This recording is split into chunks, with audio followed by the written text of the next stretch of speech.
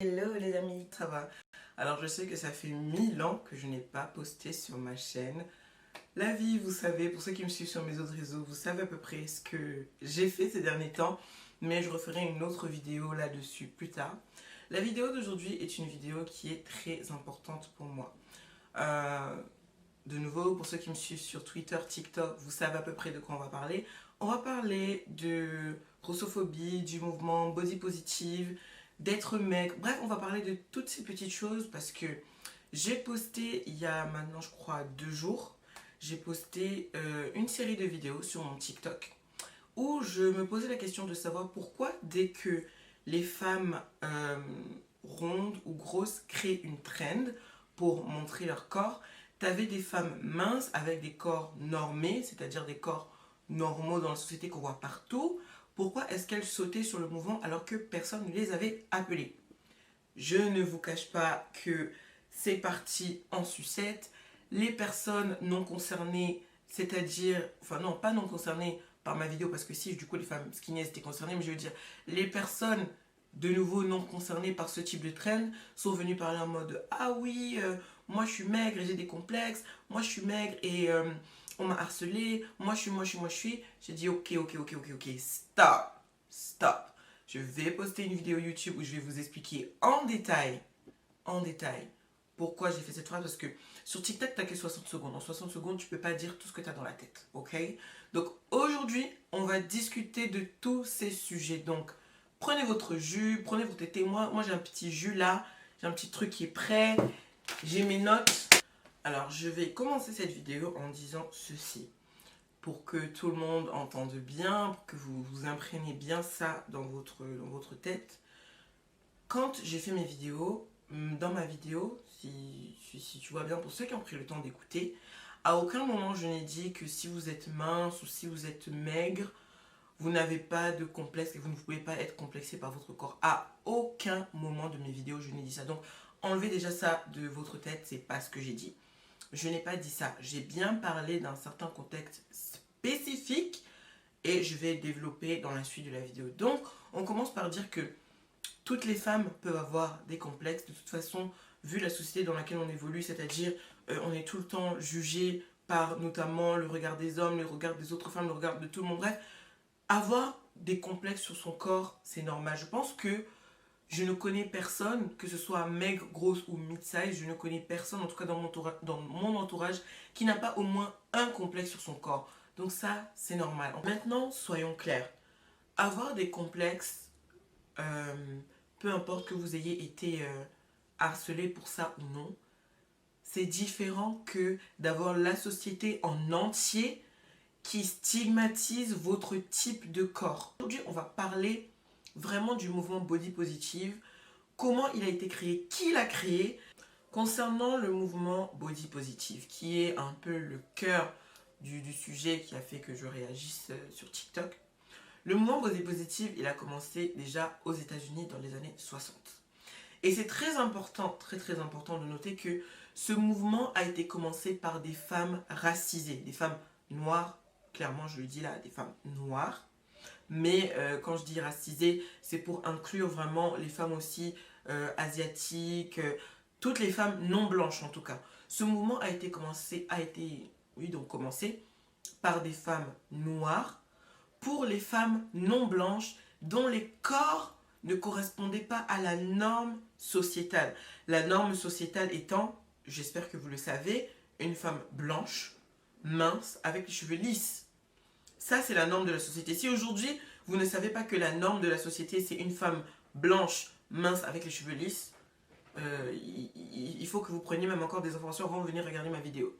Donc, aujourd'hui, ça change, ça commence à changer. On ne dit pas que ça ne change pas. Ça commence à changer, mais sachez toujours que ça existe encore. Ce truc-là, ça existe encore. Ce truc de ce qui est acceptable pour le monde, c'est d'être une femme blanche, mince, avec les cheveux lisses. Ok? On est parti sur ça. Donc, ce mouvement body positive a été créé par des femmes noires pour les femmes de couleur, donc toutes les autres femmes non blanches, qui avaient des corps qui sortaient de la norme.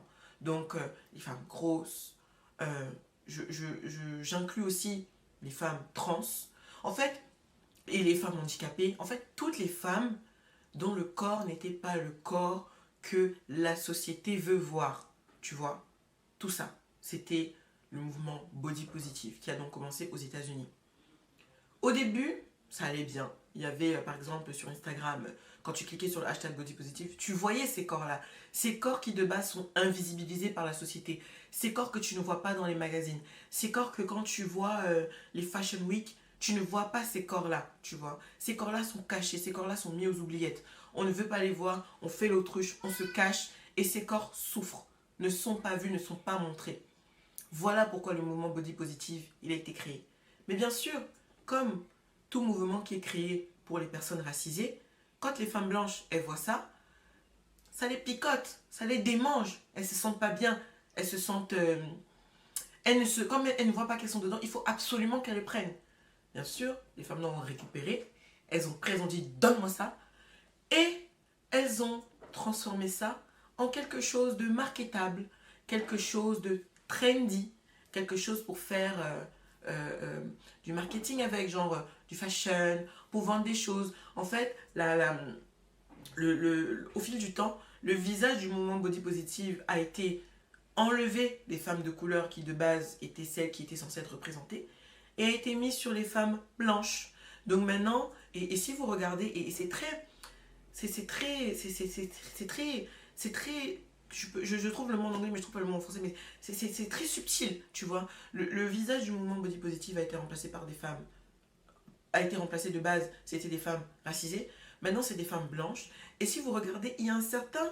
Le pire, c'est que même dans le mouvement, même chez les personnes grosses, il y a un certain type de gros qui est accepté par rapport aux autres. Je ne sais pas si vous l'avez remarqué. Et si vous ne l'avez pas remarqué, je vous invite aussi à regarder un peu. Le type de gros qui est acceptable, c'est, là je parle de femmes grosses bien sûr, c'est les corps un peu hourglass. J'essaierai de mettre quelque part dans la vidéo une image pour que vous voyez. C'est des corps hourglass, c'est-à-dire grosse poitrine, taille fine, large hanche, tu vois. C'est le type de gros acceptable. Les femmes grosses qui ont par exemple des gros ventres, qui ont vraiment beaucoup de bourrelets au niveau de la zone du torse, bizarrement, tu vois qu'elles sont moins mises en avant, tu vois.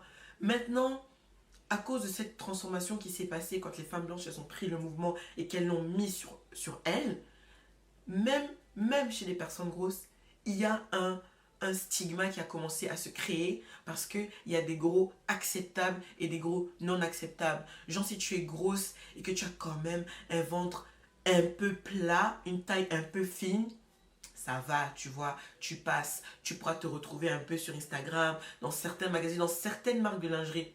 Par contre, si tu es grosse et que tu as du ventre, et que notamment, tu sais, quand ton ventre il tombe sur ta zone du pubis, tu vois, quand tu as ça, mais waouh, tu vas chercher pour trouver quelqu'un qui te ressemble. Tu vas chercher. Alors que, de base, ce mouvement-là, quand il a été créé, il n'a pas été créé pour qu'il y ait une section parmi les gros en disant que tel gros est bien, tel gros n'est pas bien. Non, c'était juste pour donner de la visibilité à des corps qui n'étaient pas vus. Que ce changement s'est passé et que je parlerai normalement notamment ici du hashtag body positive et que le hashtag body positive a été pris des femmes de couleur, a commencé à être transformé pour aller de plus en plus vers les femmes blanches. Toutes les femmes blanches, pas seulement les femmes blanches grosses, sont venues se mettre dessus puisque c'était devenu un hashtag en fait marketable, un hashtag trendy. Les marques l'ont notamment utilisé pour vendre des vêtements. Dites-vous que, alors que le mouvement body positive a été créé pour donner de la visibilité à des corps qui n'étaient pas vus, il y a même des gens qui ont vendu des livres de régime body positive. Comment tu peux être body positive et dire que tous les corps doivent être vus et derrière tu vends un régime avec le hashtag body positive dessus? Non mais expliquez-moi. À un moment donné, expliquez-moi. Il n'y a rien qui va. Il n'y a rien qui va. Et non seulement, enfin, les femmes blanches ont non seulement pris le hashtag, le mouvement body positive pour se l'approprier, comme beaucoup de choses, hein, on a l'habitude. Toutes les femmes blanches sont venues dessus. Celles qui sont minces, celles qui sont, en fait, celles qui sont normées, celles qui ont des corps normés qu'on voit déjà. Comme je vous disais, la norme sociétale, c'est la femme blanche mince avec les cheveux lisses, tu vois. Ces femmes-là qui sont déjà normées, qu'on voit déjà partout, leur image est en excès. C'est-à-dire que n'importe quel magazine, n'importe quelle marque de make-up, tout, leur image est déjà en excès. Elle est déjà versée, comme on dit chez nous au Cameroun, c'est déjà versé, waouh, c'est versé partout. Ces femmes-là qui sont déjà représentées, elles ont pris le mouvement et elles ont commencé à poster des hashtags body positive sur Instagram. Elles ont commencé tout doucement à grignoter la place des femmes qui avaient besoin d'être vues. De nouveau, les femmes de couleur avec des corps qui sortent de la norme. Elles ont grignoté. Aujourd'hui, quand tu cliques le hashtag body positive sur Instagram, ça n'a même plus de sens. Il a perdu sa substance. Comment je peux dire, ce pourquoi il a été créé, ça a été perdu. Ça a été perdu et ça a été approprié par des gens qui avaient déjà des corps qui étaient représentés. Alors que ce n'était pas fait pour elles.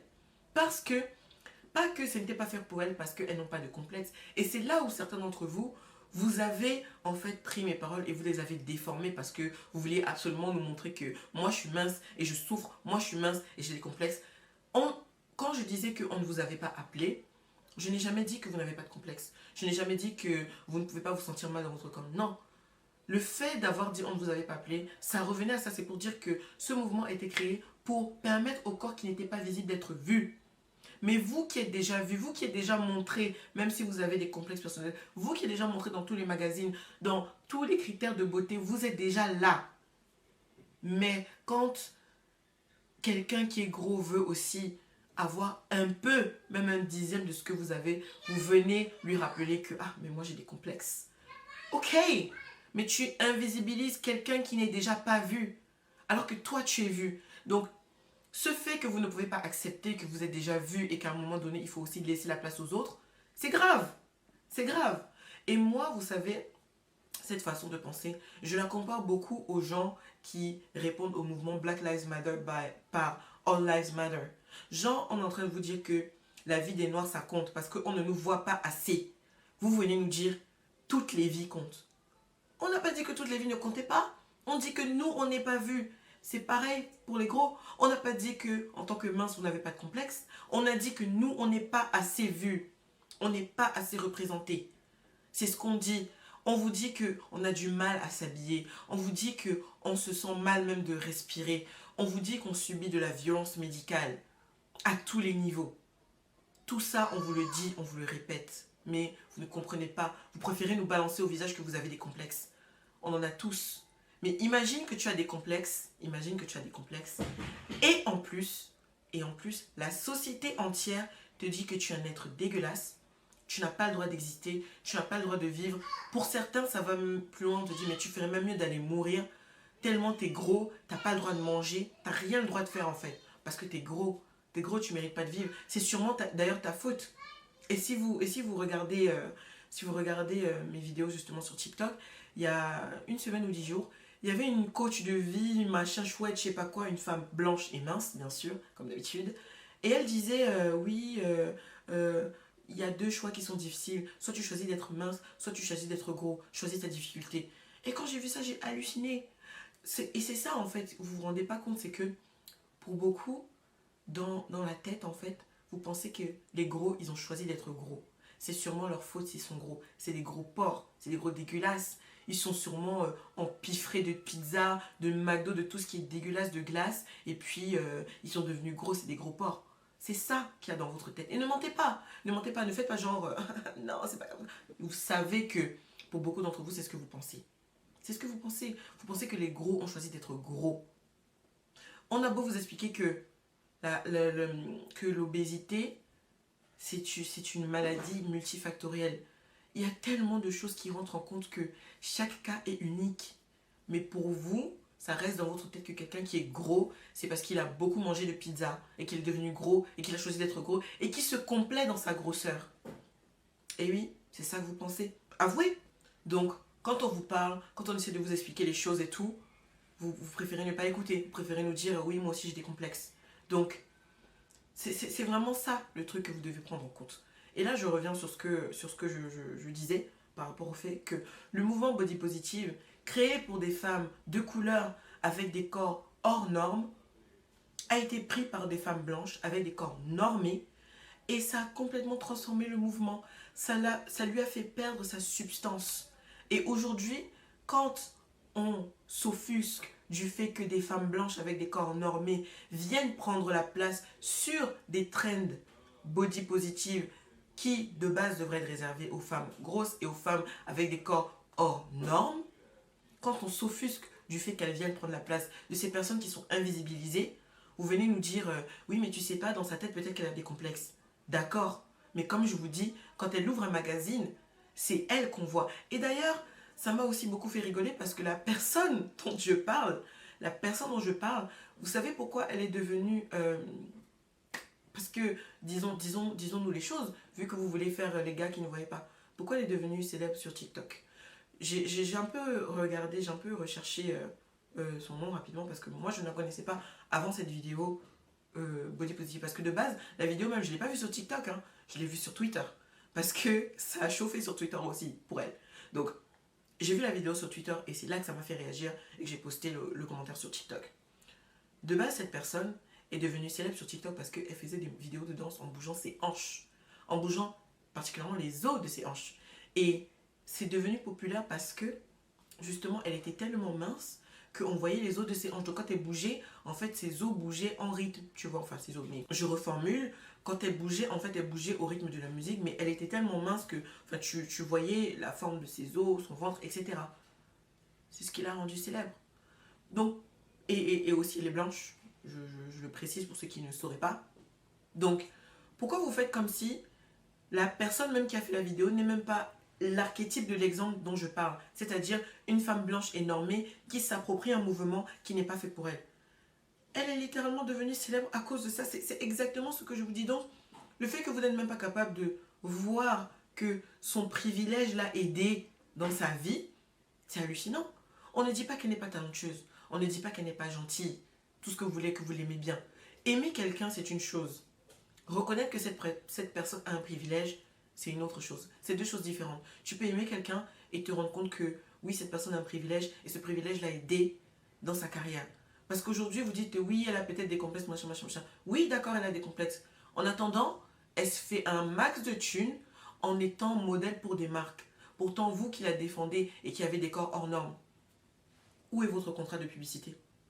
Où est la marque qui vous a contacté pour venir faire le modèle des abus? Puisque vous dites que non, tout le monde devrait être pareil, j'ai pas à lui dire que normalement ce mouvement n'est pas pour elle.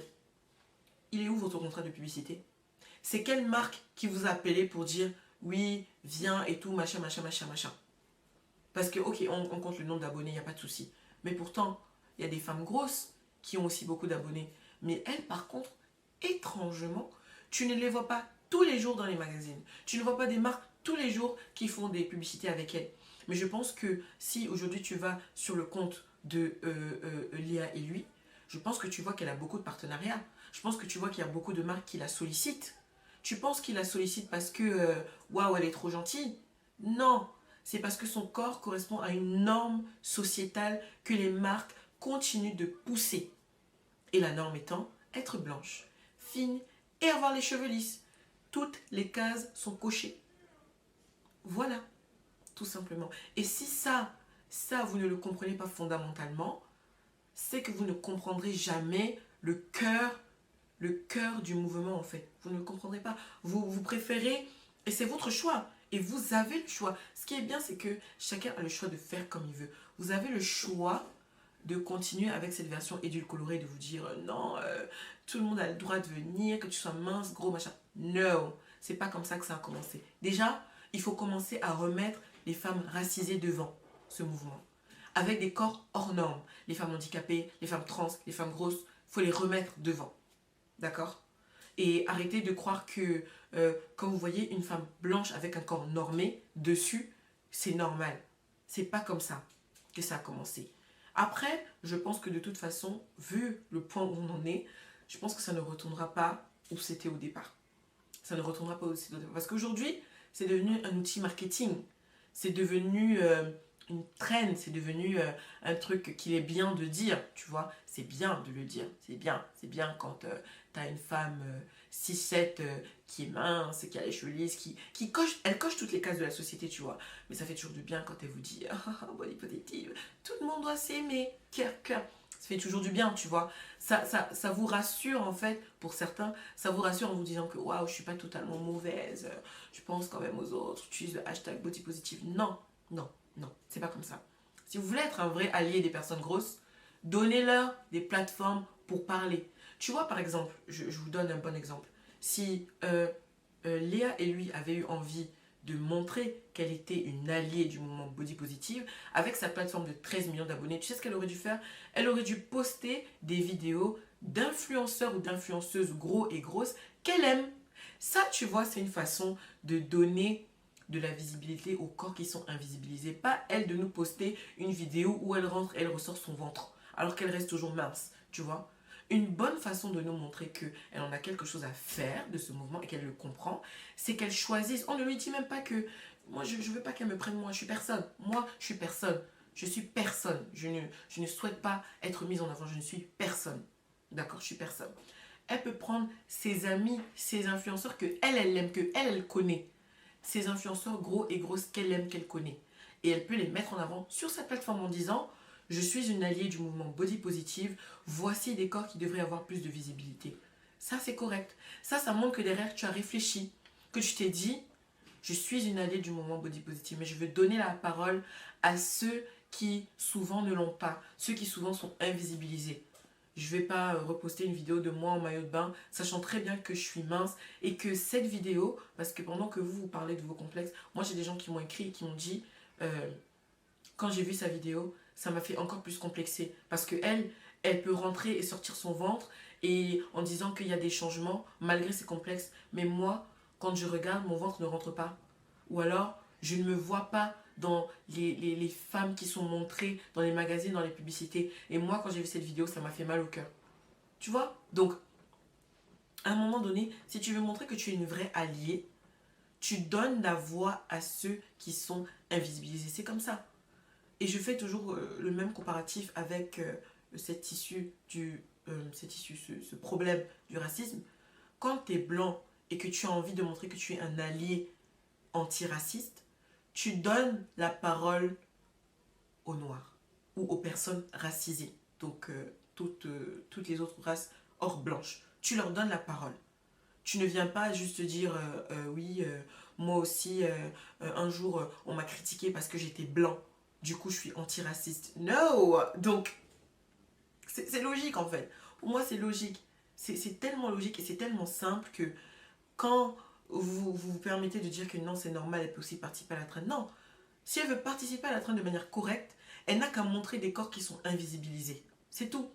Qu'elle montre des corps qui sont invisibilisés, elle a une grosse plateforme. Si tu imagines la puissance que ça aurait avec sa plateforme, si elle montrait des corps qui sont invisibilisés en disant: hé, mes followers, regardez ces corps qui sont magnifiques, qui sont beaux et qu'on ne voit pas souvent. Aimez-les aussi comme vous m'aimez moi, qui suis mince. Ce serait puissant, hein, mais tu remarques qu'elle ne l'a pas fait. Elle ne l'a pas fait. Ben voilà. Donc, réfléchissez beaucoup plus loin que le fait de vous dire que vous avez des complexes personnels et que peut-être, je dis de nouveau, c'est très difficile d'être harcelé et que peut-être un jour on vous a harcelé. Réfléchissez plus loin que ça. Dites-vous, est-ce que quand je regarde les magazines, les marques, la vie en dehors de mon petit cercle, est-ce que c'est mon corps que je vois? Si la réponse est oui, alors vous avez un privilège. Et je ne dirai jamais assez, mais savoir reconnaître qu'on a un privilège, et l'utiliser pour donner de la force à ceux qui ne sont pas vus, c'est ça, être un vrai allié. Et je veux juste mettre aussi un point, parce que là, donc, on a fait toute l'origine du mouvement Body Positive, et je vous ai expliqué comment vous pouvez prendre part à des trends de ce type de manière correcte. Ok. Si vous êtes, je parle bien si vous avez des corps normés, si vous faites partie du groupe pour laquelle la trend ou le mouvement a été créé, bah vous postez vous parce que vous faites partie du mouvement. Je parle de ceux qui ont des corps normés et qui souhaitent être des alliés. Voilà, on s'entend bien. Maintenant, je veux faire un petit un petit sujet sur tout ce qui est les troubles alimentaires que beaucoup ont souligné, qui est d'ailleurs très intéressant, parce que beaucoup m'ont dit oui, mais tu sais, les personnes anorexiques sont aussi insultées, blablabla, ou alors les personnes très très très très maigres sont aussi traitées d'anorexie. Et de nouveau, je souligne encore une fois, je le redis parce que je sais que vous aimez transformer les paroles des gens, je le redis encore ici. Être harcelé pour son corps, ce n'est jamais ok. Genre, il n'y a aucun moment où quelqu'un va être harcelé pour son corps et je vais dire ouais, c'est bien, c'est normal, il mérite. Jamais, jamais, jamais je n'ai dit ça, jamais je ne le dirai. Être harcelé pour son corps, peu importe son corps, c'est toujours mal. Mais certains mouvements ont des buts politiques, certains mouvements ont certains buts et il faut les respecter. Bon, revenons sur le sujet des troubles alimentaires. Les troubles alimentaires, la boulimie, l'anorexie notamment, qui sont les deux les plus connus, c'est des maladies, au même titre que l'obésité. Et c'est des maladies pour lesquelles vous devez chercher du soutien, que ce soit médical ou familial, etc. Tu vois, c'est vraiment ça que vous devez faire. Et de base, c'est comme je dis toujours, c'est horrible que vous ayez été maltraité. Mais, enfin maltraité, non c'est le mauvais mot, harcelé pour ça. Mais la maigrophobie n'existe pas. On va être clair sur ce sujet. La maigrophobie n'existe pas.